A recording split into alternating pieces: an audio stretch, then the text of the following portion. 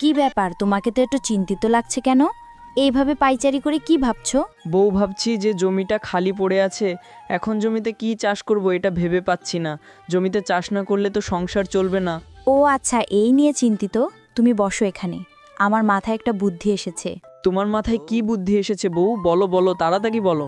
শোনো তাহলে, বনের সবাই তাদের জমিতে নানান ধরনের শস্য চাষ করেছে, কেউ এবার আখ চাষ করেনি। তাই বলি কি, চলো আমরা আমাদের জমিতে আখ চাষ করি।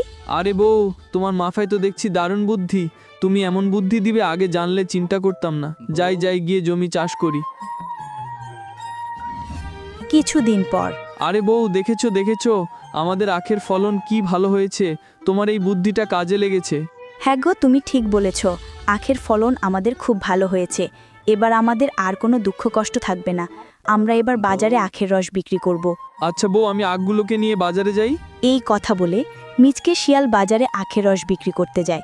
আরে মিচকে, যে তোর আখগুলো দেখতে অনেক মোটা, আমাকে কিছু আখ দে তো। আগে টাকা দাও, তারপর তোমাকে আখ দেব। 1 মাস আগে তুমি আমার থেকে সবজি নিয়েছিলে, এখনো টাকা দাওনি। এই মিচকে, তুই আমাকে আখ দিবি না তো? তোকে আমি দেখে নিব। এই কথা বলে মন্টু রাগে গজ গজ করতে করতে চলে যায়। ওই মিচকের এত সাহস, আমাকে আখ দিল না।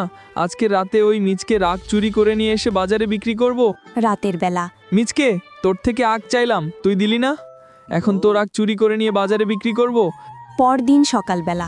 হাই হাই রে আমার আখ, এগুলো কে চুরি করে নিয়ে গেল? কালকে রাতে পাহারা দিব। এখন যাই আখের রস বিক্রি করে আসি। এই কথা বলে মিচকে বাজারে চলে যায় আর দেখে মন্টু আখ বিক্রি করছে। সেটা দেখে সে বুঝে যায় যে মন্টু তার ক্ষেতের আখ চুরি করেছে। মিচকে মন্টুর কাছে যেয়ে বলে, তুমি এই আখ কোথায় পেয়েছ? তুমি আমার ক্ষেতের আখ চুরি করেছ? এই বেটা মিচকে, আমি তোর ক্ষেতের আখ চুরি করতে যাব কি জন্য? আমি অন্য জায়গা থেকে আখ কিনে এনেছি। এই কথা শুনে মিচকে শিয়াল বাসায় চলে যায়। সে ভাবে যে আজকে পাহারা দিবে। আখ চুরি করতে এলেই সে চোরকে ধরে ফেলবে।